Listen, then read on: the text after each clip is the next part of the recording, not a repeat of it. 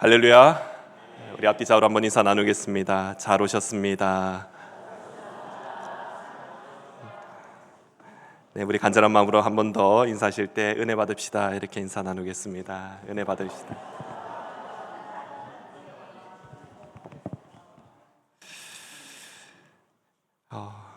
매번 설교 전에 어떤 인사를 나눌까 늘 고민입니다. 너무 똑같으면은 또 좀 식상할 것 같고, 네, 그러면서도 그냥 간편하게 인사하는 게 제일 좋은 것 같습니다.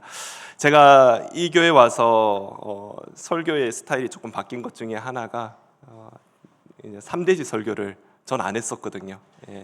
제가 제일 영향을 많이 받아 주신 분이 전에도 한번 말씀드린 제자들교회 화중보 목사님에 대한 영향을 제가 서울에 있을 때 좀 많이 받았었습니다. 그래서 설교는 무조건 강해 설교다 이렇게 늘 생각했었어요. 강해 설교를 쭉 준비를 계속 했었고 계속 목회를 하다가 어느덧 이제 또 어떤 목사님은 이런 이야기를 하시더라고요. 담임 목사님의 스타일에 맞추는 것이 부교육자가 가장 올바른 목회다라는 게. 네, 이게 와서 어쩌다 보니 이제 대지 설교를 좀 많이 하게 되었습니다. 근데 오늘 본문 말씀을 대지로 나누니까 정말 많은 스트레스가 오더라고요. 그냥 오늘은 좀 강해의 형식으로 다시 한번 더 준비를 해봤습니다. 비록 강해라는 부분이 딱딱하고 좀 어렵게 느껴질지라도 우리 성도님들은 다 수준이 높으시잖아요. 네, 잘 따라오시리라 믿겠습니다.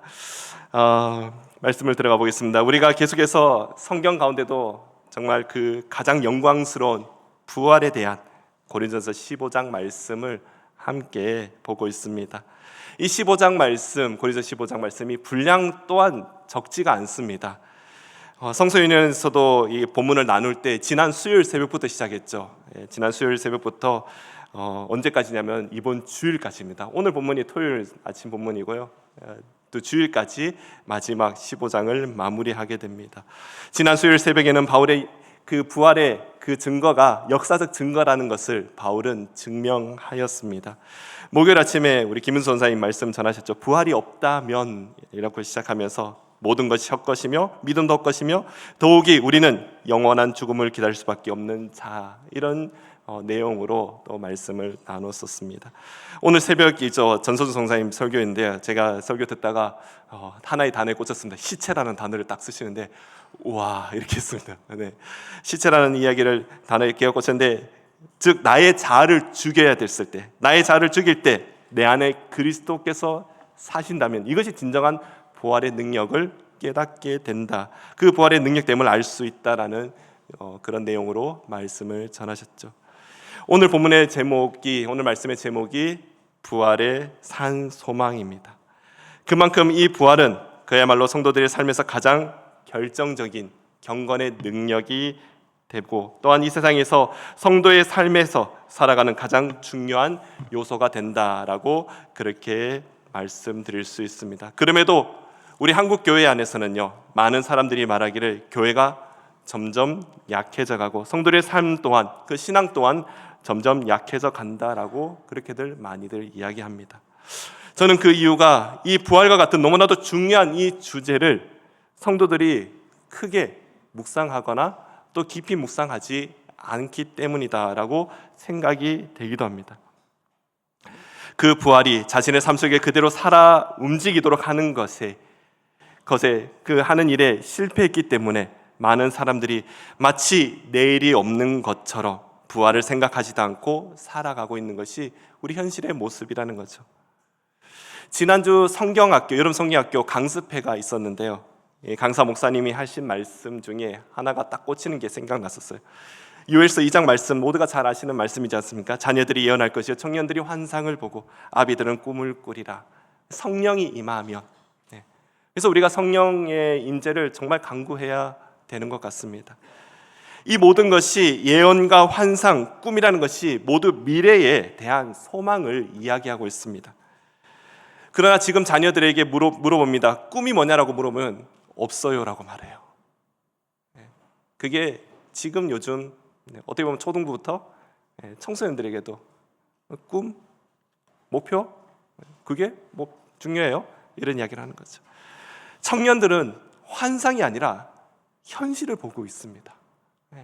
현실에 급급하고 있다는 것이죠. 내가 지금 당장에 돈이 필요한데, 내가 지금 당장에 뭔가 필요한데 이것에 더 급급하고 있다는 거죠. 아비들은 어떻습니까?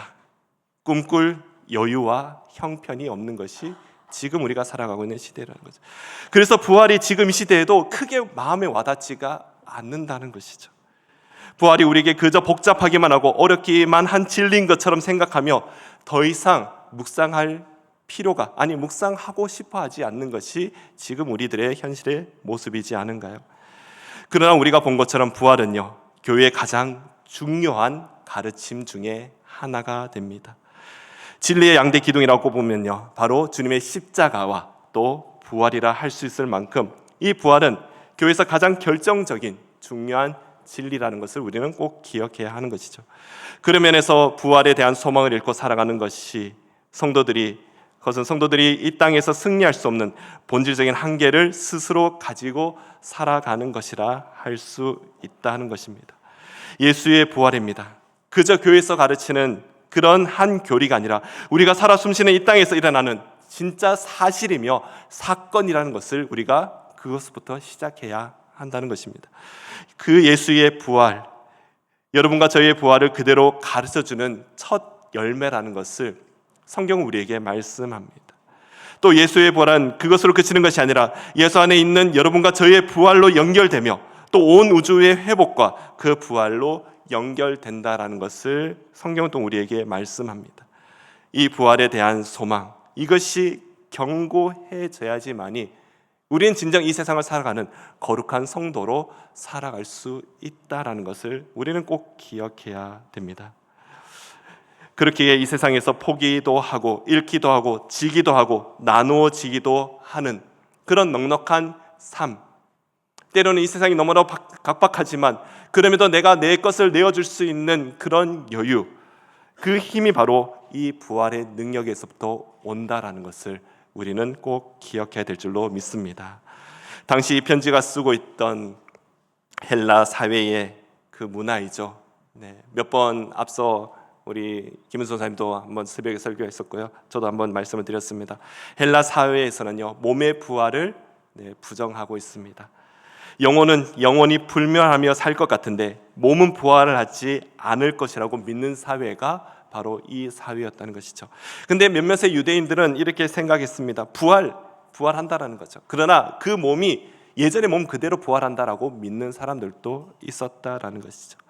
사도는 오늘 본문을 통해서 이 주제를 다뤄 나가고 있습니다. 부활은 반드시 있을 것인데 그 부활의 결과로 우리가 있게 될 이 몸은, 부활한 이후에 우리가 있게 될 이 몸은요, 지금 우리가 가지고 있는 이 몸과 너무나도 구별된 다른 몸이라는 것이죠. 말할 수 없이 신령하고 영광스러운 몸이라고 말하고 있습니다.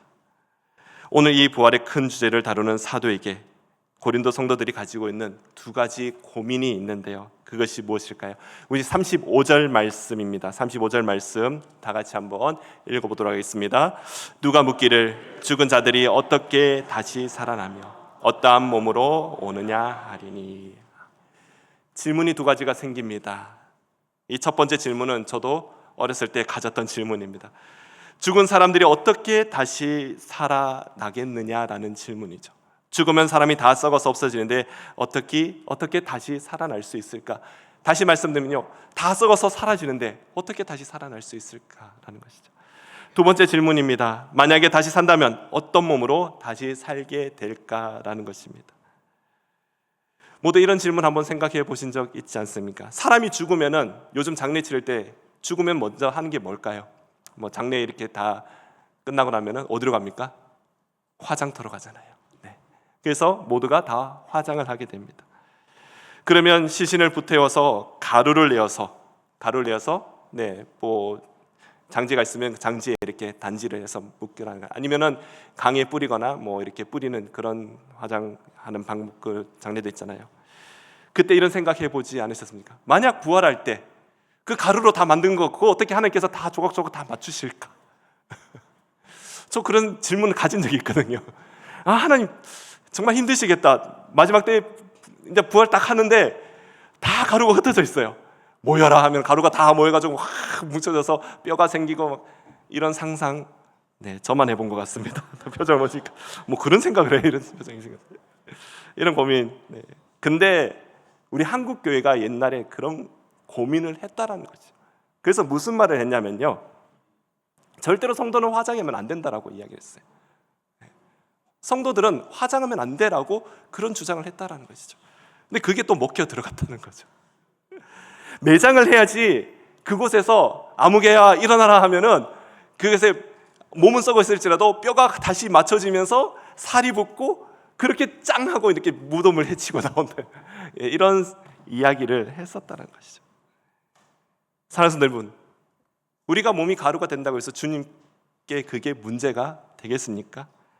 전혀 관계가 없다는 것이죠. 화장해도 됩니다. 근데 우리나라처럼 정말 좁은 땅에서는 화장해야 됩니다. 그리고 나서 매장하지 말고 이렇게 뭐 가족묘가 있으면 가족묘 이렇게 하지만 최대한 그렇게 하는 것이 좋지 않을까 생각합니다. 다 썩어 없어지면 하나님께서 그 일으키기가 어려우실까요? 아니라는 것이죠. 오늘 본문 36절부터 38절까지 말씀 보면요, 앞서 했던 그 두 가지 질문에 대해서 명확하게 답을 하고 있습니다. 36절부터 38절까지 다시 한 번 더 읽어보겠습니다. 어리석은 자여, 내가 뿌리는 씨가 죽지 않은, 또 내가 뿌리는 것은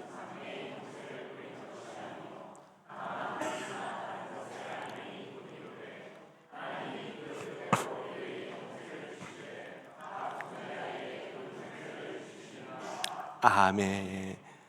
하나님께서 이미 우리가 눈을 들어서 주변을 봤을 때 부활에 대한 산 증거들을 이미 보여주셨다는 것입니다.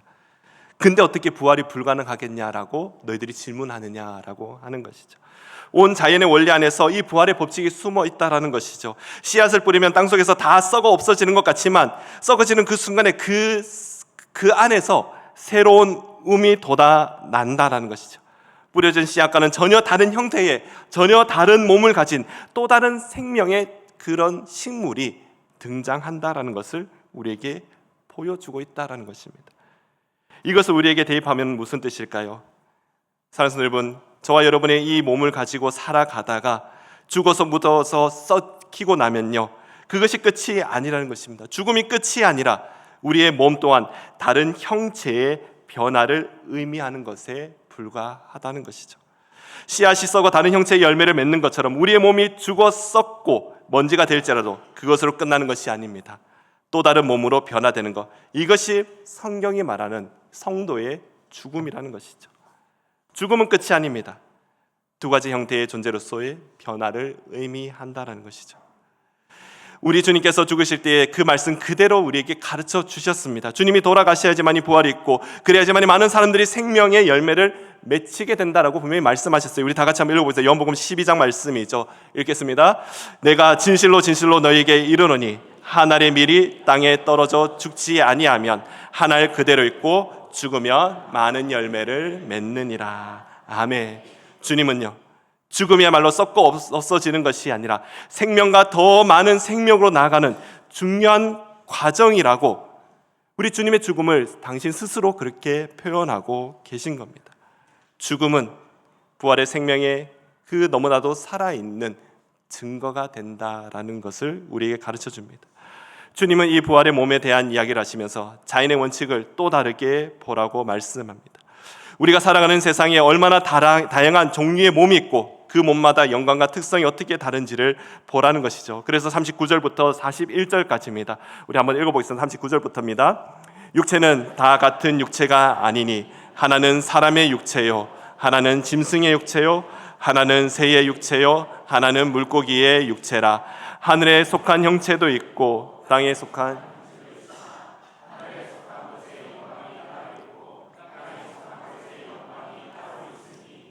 해의 영광이 다르고 달의 영광이 다르며 별의 영광도 다른데 별과 별의 영광이 다르도다. 아멘. 과거의 어떤 주석을 보면요, 이 구절을 부활한 성도들이 누릴 이렇게 이 차별, 그러니까 해의 영광이 있고 달의 영광이 있고 별의 영광이, 이 계급이 다르다, 이렇게 해석하는 그런 해석이 또 있더라고요. 근데 그것은 좀 동의가 되지 않습니다. 이 본문을 묵상과 설교에서는요, 영광의 차이를 말하기보다는요, 몸의 종류가 얼마나 다양하며 그 다양함이 얼마나 놀랍고 아름다운가, 또 각 몸이 가진 독특한 용도와 영광이 얼마나 다른지를 보여주는 것이다. 이 해석이 저에겐 더 많이 와닿는 것 같습니다. 이 다양한 몸들의 공통점입니다. 하나님이 허락하실 환경과 여건에 꼭 맞도록 하나님께서는 그 몸을 주셨다라는 것이죠. 짐승들을 보십시오. 짐승들은 털이 있어서 계절마다 털갈이를 하며 추위와 더위를 준비하고 있습니다. 새들은요, 참 신기하지 않습니까? 작은 새든 큰 새든 가릴 것 없이 다 그렇게 날개가 있고 보편적으로 몸이 굉장히 가볍게 하나님께서 만드셨다는 것이죠. 하늘에서 잘 살아남을 수 있도록 만드셨다는 겁니다. 물고기 더 놀랍습니다. 비늘이라는 것이 있어 지느러미가 있고 불에와 아가미가 있어서 물속에서도 호흡하며 빠르게 움직일 수 있도록 만드셨다는 것이죠. 물고기가 물이 힘들다고 해서 사람처럼 걸어 나오는 그런 만화도 있긴 있더라고요. 근데 그게 가능하겠습니까? 그러면 살 수가 없다는 것이죠. 주님 주신 각자의 몸은 그 허락하신 환경에 꼭 맞다는 것이죠. 이와 같이 저와 여러분이 이 세상을 살아가는 동안 하나님께 주신 이 몸입니다. 이 땅을 살아가는데 꼭 맞는 몸으로 우리에게 허락하신 줄로 믿습니다. 그러나 이 몸이 죽어 썩고 나면요, 우리는요 더 이상 이 몸이 아니라 하늘나라, 하나님 나라에 꼭 맞는 몸을 하나님께서 만들어 주신다는 것이죠. 이 땅의 몸은 이 땅을 살아가는 동안 필요한 것입니다. 하나님 나라에 가면요, 이 몸으로는 감당이 안 되죠. 다른 몸을 덧입어야 되고 또 다른 몸으로 변화되어야지만이 하나님 나라에 적합한 존재가 된다는 것을 오늘 본문에서 우리에게 이렇게 가르쳐주고 있는 것입니다. 44절과 50절인데요 보시면요, 제가 읽겠습니다. 육의 몸으로 심고 신령한 몸으로 다시 사나니 육의 몸이 있은즉 또 영의 몸이 있느니라. 혈과 육은 하나님 나라를 이어받을 수 없고 또한 썩는 것은 썩지 아니하는 것을 유업으로 받지 못하니라. 사랑하는 성도 여러분, 우리가 가진 이 혈과 육, 썩어질 이 몸은요, 이 땅을 살아가는 동안 하나님이 주신 최고의 도구이며 꼭 맞는 옷인 줄로 믿습니다. 그러나 이 몸을 가지고는요, 영원한 하나님 나라의 유업을 받을 수가 없다라고 말씀합니다. 또 영광스러운 그 천국을 감당할 수 없는 지금 우리가 살아가고 있는 몸은 감당할 수가 없다라는 것이죠. 앞서 말씀드린 것처럼 물고기가 땅 위를 걸을 수 없습니다. 새가 물속에서 숨을 쉴 수 없듯이 썩어질 육신을 입고는요, 썩지 않는 영원한 나라에 거할 수가 없다라는 것을 우리에게 가르쳐 줍니다. 그렇게 우리의 몸은요, 우리의 몸의 죽음은 비참한 파멸이 아니라는 것이죠. 하나님 나라에 꼭 맞는 가장 완벽한 영의 몸을 입기 위한 그런 필연적인 과정이라는 것을 우리는 믿어야 될 줄로 믿습니다. 우리는 이 땅에서 소임을 다한 후에 아낌없이 이 몸을 땅에 심을 것입니다. 그리고 주님 약속하신 그날에 들어갈 때 이 세상의 모든 한계와 질병과 아픔을 다 벗어던지며 말로 표현할 수 없는 신령하고 아름다운 하늘의 형체로 하나님께서 우리를 만들어 주실 줄로 믿습니다. 그렇기 때문에 성도는요, 우리는 죽음 앞에서 당당할 수가 있다라는 것입니다. 썩어질 것을 심어 썩지 아니할 영원한 것으로 거두는 이 부활의 신비가 우리 성도들에게 약속되었기 때문에 우리는 죽음을 두려워할 필요가 없다라는 것이죠. 눈부신 하늘의 영광을 바라보는 우리는요, 오늘날 이 땅에서 우리의 몸을 어떻게 다스려야 할까요? 장차 우리가 입게 될 그 신령하고 영광스러운 몸의 특성을 바라보며 우리는 이 몸을 가지고 어떻게 결단하며 살아야 할까요? 우리는요, 생각해보면 이 시대에 우리는 정말 먹고 살기에 참 좋은 시대를 살아가고 있습니다. 이제는 먹는 것 때문에 고민하시는 것이 없을 것 같습니다. 네, 간혹 몇몇 분들이 근데 대부분은 먹는 것 때문에 고민하지는 않으실 것 같아요. 이 몸을 어떻게 하면 더 안락하게 또 더 편안하게, 그것이 고민이 되죠. 더 유쾌하게 살 수 없을까? 이것을 고민하지 않습니까? 이것에 관심이 있습니다. 사회적으로도 유명하게 생각되는 떠오르는 그런 하나의 단어가 있다면요, 웰빙이라는 것이죠. 그렇지 않습니까? 우리가 어떻게 하면 좀 더 편안하고 어떻게 하면 좀 더 많은 것을 누리며 살아갈 수 있을까? 그러나 성도라면요, 우리는 그것에 관심을 가지는 것이 아니어야 될 줄로 믿습니다. 혹시 살이 너무 쪄서 고민하시는 분들이 계실 거라고 생각합니다. 너무 고민하시기 마시기 바랍니다. 왜인가요? 우리가 이 살찐 몸 영원토록 가져갈 몸이 아니라는 것이에요. 적당히 주님 주신 몸, 우리가 적당히 건강을 해치지 않을 정도로만 관리하시면 됩니다. 그렇기 때문에 살 때문에 너무 스트레스 받지 마시기 바랍니다. 할렐루야. 네. 사랑하는 여러분, 저와 여러분의 그 재능과 능력과 지식, 그 재물, 그와 마찬가지로 우리의 몸도 이 땅을 살아갈 동안 잘 사용하라고 우리에게 주신 하나님의 도구인 줄로 믿습니다. 성도들은 몸에 매여서는 안 된다는 것이죠. 오늘은 얼마나 많은 이 시대의 사람들의 몸의 종이 되어 살아가는지 모릅니다. 몸이 조금만 더 편하기를 원하고 또 나태하고 게으르기를 원하는 것이 우리 몸의 특성이라는 것이죠. 몸에 좋다는 것은 뭐든지 다 먹고 싶어 합니다. 그래서 정말 뭐가 좋다라면요, 작은 벌레까지도 다 잡아먹습니다. 이게 지금 우리가 살아가는 사회라는 것이죠. 성도들은 그렇게 살아서는 안 된다는 것이에요. 몸을 무시하거나 학대해서는 안 되지만 일정한 정도만 위하고 이 몸을 잘 사용해서 우리는 주님 오시는 날까지 이 몸을 마르고 닳도록 사용해야 될 줄로 믿습니다. 몸은 끝없이 우리에게 말하고 있습니다. 성경에도 이야기하죠. 좀 더 자자, 좀 더 쉬자. 편안과 안락과 나태를 우리 몸은 계속 부추기고 있습니다. 몸이 이끈 대로 살면요, 몸이 하자는 대로 하면요, 결국 우리가 무너지는 것은 바로 우리 신앙과 그리고 우리의 경건이라는 것이에요. 이 몸의 족쇄를 채워서 다스려야 하는 것이 우리 성도들이 몸을 다스려야 되는 가장 큰 이유가 됩니다. 몸을 통제하여 하나님을 섬기고 이웃을 섬기는 도구로 삼아야 하는 것입니다. 나이가 들어서 몸이 불편할 수 있습니다. 장애가 있을 수도 있어요. 그러나 자신이 할 수 있는 주어진 틀 안에서 작은 일이라도 몸을 움직여서 주를 섬겨야 하는 것이 올바른 성도의 모습입니다. 그러나 몸이 원하는 대로 다 받아주면요, 결국 우리의 신앙이 나태해진다는 것이죠. 사랑하는 성도, 우리가 왜 체력을 길러야 할까요? 왜 우리가 계속 운동을 해야 될까요?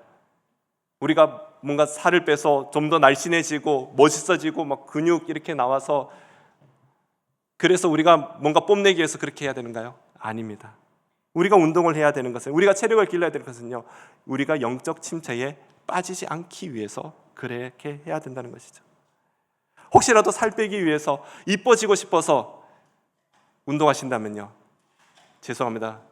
그렇게 한다 해도 우리가 20대로 돌아갈 수는 없습니다.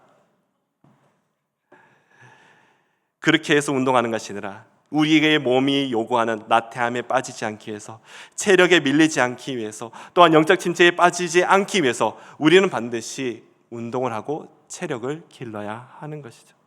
운동해서 건강하게 몸을 잘 다스려 우리가 반드시 해야 될 것은요, 주를 위하여 순종과 봉사의 자리에 있게 하는 것.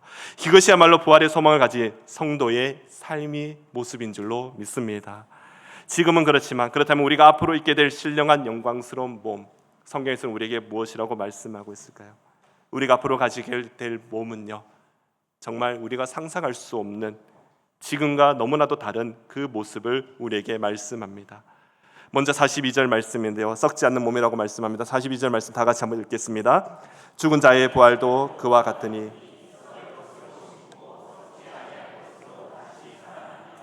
아멘. TV 보면서 가끔 연예인들 보면 이런 생각합니다. 저 사람들은 매일 방부제를 먹고 있을까? 유퀴즈를 저도 즐겨 보는데요, 유재석을 볼 때마다 20년 전 모습이나 지금이나 똑같은 것을 보며 외계인인가 이런 생각도 하고요. 얼굴이 그대로예요. 아이돌 보면요, 어떻게 그렇게 피부가 좋을까 이런 생각도 해보게 됩니다. 근데 분명한 것은요, 그렇다고 해도 그들 또한 다 썩어 없어질 육체라는 겁니다. 그러니까 우리가 몸에 너무 많은 투자를 하실 필요가 없습니다. 저는 제 바람은요, 나이가 들어서 주름도 정말 좀 잘생기게 졌으면 좋겠어요. 네. 저는 진짜 그 어르신들 보면은 이렇게 백발이 되게 멋있는 분들 있잖아요. 진짜 나도 저렇게 멋지게 늙고 싶다 이런 생각을 많이 했었습니다. 근데 저는 안 될 것 같아요. 저희 아버지 돌아가실 때까지 머리가 검은색이셨거든요. 네, 뭐 유전적으로 될까 안 될까 모르겠습니다. 네, 나이가 들어서 주름도 생기고 기력도 약해지는 것, 이것이 진짜 나이에 맞는 아름다운 것이라고 생각합니다. 그래야지만이 자녀들과 주변 사람들이 인생의 본질이 무엇인지를 어른들을 보면서 깨닫게 되는 것입니다. 반면 우리가 입게 될 영광스러운 몸은요, 결코 썩지 않는 영원한 아름다움과 사랑스러움을 가진다는 것이죠. 바로 영광스러운 몸, 그리고 강한 몸으로 다시 살아난다고 우리에게 말씀합니다. 43절과 44절 말씀인데요, 다시 한번 43절과 44절 말씀인데 읽어보겠습니다. 욕된 것으로 심고 영광스러운 것으로 다시 살아나며, 약한 것으로 심고 강한 것으로 다시 살아나며, 육의 몸으로 심고 신령한 몸으로 다시 살아나느니 육의 몸이 있은즉 영의 몸도 있느니라. 아멘. 우리의 몸이 그렇습니다. 은혜를 받고 성령 충만하여 눈물 가득 감사했다가도 돌아서면요, 세상의 탐욕과 정욕 앞에 너무나도 무기력해지는 것이 우리 지금 가지고 있는 이 몸이라는 것이죠. 우리는 이 몸의 욕됨에 의해 아픔과 고통을 겪게 된다는 것이에요. 그러나 부활의 날에는요, 이 몸이 하나님 보좌 앞에서 그분을 수발들 수 있는 영광스러운 몸으로 바뀌게 된다는 것이죠. 그리고 부활한 몸은요, 지금의 능력과는 비교할 수 없을 정도로 강한 능력을 가진 강한 몸이 된다는 것이죠. 이 땅의 몸은 너무나 연약하고 제한이 많습니다. 무력함과 좌절을 겪지만 때가 되어서 주님이 가셨던 그 강력한 부활의 몸, 우리 주님 먼저 보여주셨잖아요. 부활하신 주님 500여 형제에게 일시에 보여주셨어요. 그거는 부활한 몸만 가능하다는 것이죠. 그리고 문이 잠긴 공간에도 쓱 들어갈 수 있는, 지난번에 사랑부에서도 저희가 딱 요 부분이었어요. 부활의 이야기를 어성경 공부를 같이 나누면서 우리 예수님 부활하신 몸은요, 시간과 공간을 초월한 강력한 몸을 우리에게 보여주셨다는 것이죠. 우리도 언젠가 수많은 한계를 넘어서 강하고 영광스러운 몸으로 온전한 예배와 봉사와 사랑을 마음껏 드릴 수 있는 날이 오게 될 줄로 믿습니다. 이 부활의 영광스러운 몸에 대한 이야기는 이 땅에서 장애와 연약함을 가지고 있는 성도들에게 너무나도 큰 위로가 됩니다. 하나님 특별한 목적을 가지고 어떤 사람에게는요, 육신적으로 정서적으로 큰 연약함과 결핍을 주시기도 합니다. 근데 우리가 사는 이 한국 사회에 외모와 몸의 조건에 대해 너무나도 차별하고 폭력을 행하는 사회를 우린 지금 살아가고 있습니다. 성도는 절대로 그렇게 살아서는 안 된다는 것이죠. 하나님 어떤 지체에게 연약함을 주셨을 때 우리는 다 이해할 수 없지만 그들이 그 몸을 가지고도 하나님을 영화롭게 하기를 중심형으로 바라보며 그렇게 그들에게 손가락질해서는 안 된다라는 것이죠. 연약함과 장애를 가진 지체들이 있다면요, 낙심하거나 좌절하지 마시기 바랍니다.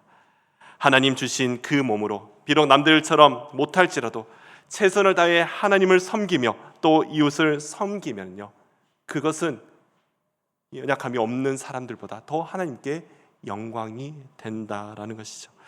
독일의 마지막 날에는요, 더 이상 그런 고민을 하지 않아도 될 영광스러운 몸으로 하나님께서 만들어 주신다고 약속하십니다.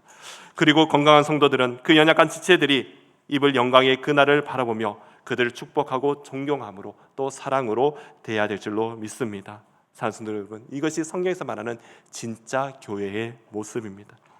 외모와 조건이 아니에요. 건강과 능력으로 사람을 평가하고 차별하는 이 잔인한 세상 속에서 오직 교회만은요, 오직 성도들만은 다르게 보고 다르게 살아야 될 줄로 믿습니다. 마지막인데요, 우리가 영광스럽고 신령한 몸을 입게 될 것을 어떻게 성경에서는 확신하고 있을까요? 마지막 45절과 49절입니다. 45절과 49절 말씀, 두 절 말씀 읽어보겠습니다.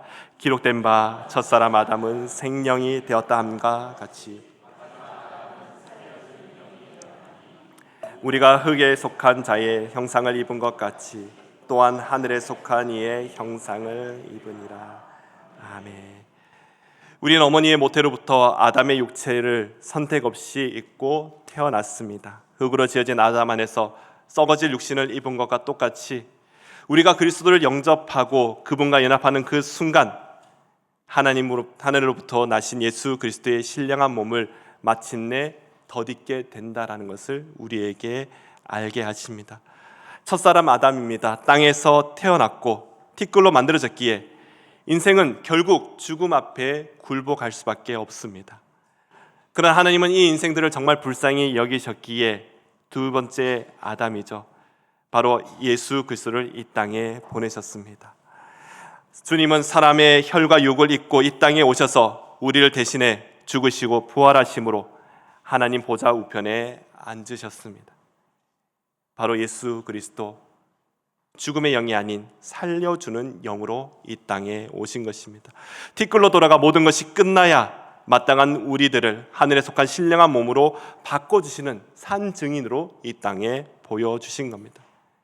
우리는 막연한 교리를 믿는 것이 아닙니다. 그리스도 안에서 신령한 몸을 입을 것을 분명히 확신하는 살아있는 그 믿음을 가진 사람들로서 살아야 될 줄로 믿습니다. 더욱 중요한 것은요, 이 부활의 생명이 먼 미래의 한순간에 완성되는 미래형으로 끝나지 않는다는 것이에요.